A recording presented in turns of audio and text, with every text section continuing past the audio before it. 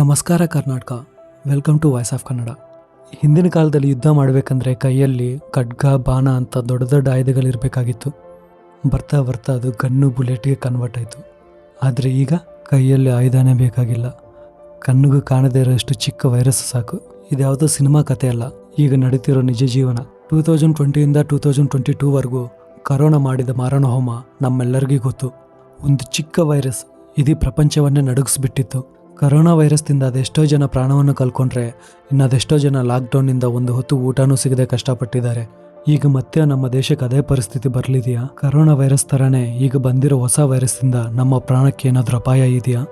ಈ ವೈರಸ್ನಿಂದ ಮತ್ತೆ ಚೀನಾದಲ್ಲಿ ಮಾರಣ ಹೋಮ ಆಗಲಿದೆಯಾ? ನಮ್ಮ ದೇಶದಲ್ಲಿ ಈ ವೈರಸ್ ಪ್ರಭಾವ ಹೇಗಿದೆ? ಈ ಹೊಸ ವೈರಸ್ ಬಗ್ಗೆ ಎಲ್ಲ ಮಾಹಿತಿನೂ ನಿಮಗೆ ತಿಳಿಸ್ತೀನಿ.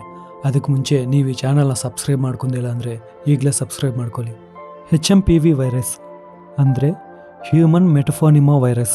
ಕರೋನಾ ವೈರಸ್ ಸೃಷ್ಟಿಯಾದ ಚೀನಾ ದೇಶದಿಂದನೇ ಈ ವೈರಸ್ ಕೂಡ ಸೃಷ್ಟಿಯಾಗಿದೆ ಅಂತ ಎಲ್ಲರೂ ಅನ್ಕೋತಿದ್ದಾರೆ. ಆದರೆ ಈ ವೈರಸ್ 2001ನಲ್ಲಿ ನೆದರ್ಲ್ಯಾಂಡಲ್ಲೇ ಸೃಷ್ಟಿಯಾಗಿತ್ತು. ಈಗ ಮತ್ತೆ ಚೈನಾದಲ್ಲಿ ಕಾಣಿಸ್ಕೊಂಡಿದೆ. ಈ HMPV virus symptoms as it is corona symptoms ಥರನೇ ಇರುತ್ತೆ. ಈ ವೈರಸ್ ಅಟ್ಯಾಕ್ ಆಗೋದ್ರಿಂದ ಫೀವರು, ಕೋಲ್ಡು, ಕಾಫು, ಗಂಟ್ಲು ನೋವು, ಬ್ರೀತಿಂಗ್ ಇಶ್ಯೂಸು ಈ ಥರ ಪ್ರಾಬ್ಲಮ್ಸ್ ಇರುತ್ತೆ. ಈ ವೈರಸ್ ಅಟ್ಯಾಕ್ ಆಗಿ 3-4 ಡೇಸ್ ಆದಮೇಲೆ ಈ ಸಿಂಟಮ್ಸ್ ಎಲ್ಲ ಕಾಣಿಸ್ಕೋತವೆ. ಈ ವೈರಸ್ ಚಿಕ್ಕ ಮಕ್ಕಳಲ್ಲಿ ತುಂಬ ಬೇಗ ಸ್ಪ್ರೆಡ್ ಆಗುತ್ತೆ ಅಂತ ಡಾಕ್ಟರ್ಸ್ ಹೇಳ್ತಿದ್ದಾರೆ. ಈ ವೈರಸ್ಗೆ ಮೆಡಿಸಿನ್ ಇಲ್ವಾ ಅಂದರೆ ಖಂಡಿತ ಇಲ್ಲ. ಈ ವೈರಸ್ಗೆ ಇನ್ನೂ ಮೆಡಿಸಿನ್ ಕಂಡುಹಿಡ್ದಿಲ್ಲ. ಈ ವೈರಸ್ಗೆ ಮೆಡಿಸಿನ್ ಕಂಡುಹಿಡಿಯೋಕ್ಕಂತಾನೆ ಹಲವಾರು ಸಂಸ್ಥೆಗಳು ರಿಸರ್ಚ್ ಮಾಡ್ತಾ ಇದ್ದಾರೆ, ಆದರೆ ಇನ್ನೂ ಕಂಡುಹಿಡ್ದಿಲ್ಲ. ಸದ್ಯಕ್ಕೆ ಈ ವೈರಸ್ನ ಪೂರ್ತಿ ನಿವಾರಣೆ ಮಾಡೋಕ್ಕಾಗಲ್ಲ, ಆದರೆ ಕಂಟ್ರೋಲ್ ಮಾಡ್ಬೋದು. ಅದು ಹೇಗೆ ಅಂದರೆ, ಕರೋನಾ ವೈರಸ್ ಬಂದಾಗ ನಾವು ಅದನ್ನು ಕಂಟ್ರೋಲ್ ಮಾಡೋಕ್ಕೆ ಯಾವ ಥರ ಸೇಫ್ಟಿ ಮೆಜರ್ಸ್ನ ಯೂಸ್ ಮಾಡಿದ್ವೋ ಈ ವೈರಸ್ನು ಕೂಡ ಕಂಟ್ರೋಲ್ ಮಾಡೋಕ್ಕೆ ಅದೇ ಥರ ಸೇಫ್ಟಿ ಮೆಜರ್ಸ್ನ ಯೂಸ್ ಮಾಡಬೇಕು. ರೆಗ್ಯುಲರ್ ಆಗಿ ಹ್ಯಾಂಡ್ ವಾಶ್ ಮಾಡಬೇಕು, ಸ್ಯಾನಿಟೈಸರ್ನ ಯೂಸ್ ಮಾಡಬೇಕು, ಆಚೆ ಹೋದರೆ ಮಾಸ್ಕ್ ಯೂಸ್ ಮಾಡಬೇಕು, ಕ್ರೌಡ್ ಜಾಸ್ತಿ ಗ್ಯಾದರ್ ಆಗಬಾರ್ದು. ಸೊ ಈ ಥರ ಸೇಫ್ಟಿ ಮೆಜರ್ಸ್ನ ಯೂಸ್ ಮಾಡಿದ್ರೆ ನಾವು ಈ ವೈರಸ್ನ ಕಂಟ್ರೋಲ್ ಮಾಡ್ಬೋದು. ಆದರೆ ಈ ವೈರಸ್ನಿಂದ ಇದುವರೆಗೂ ಯಾರು ಪ್ರಾಣವನ್ನು ಕಳ್ಕೊಂಡಿಲ್ಲ. ಸೊ ಇದೊಂಥರ ಸೇಫ್ ಝೋನ್ ಅಂತಲೇ ಹೇಳ್ಬೋದು.